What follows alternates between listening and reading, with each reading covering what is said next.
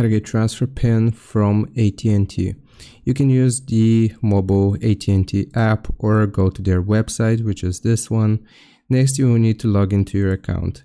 Use the account owner's login credentials. Only the account owner can generate the PIN.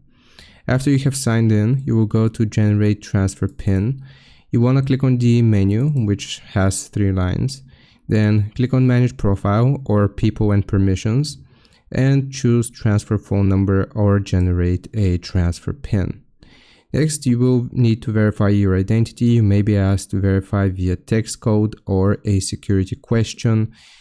View your transfer PIN. You'll see a 6-digit PIN. A note that it's valid for 4 days. You want to write it down or screenshot it. Save the PIN because you'll need it when porting your number. Hope this helps you out. Leave a like and sub. I'll see you next time.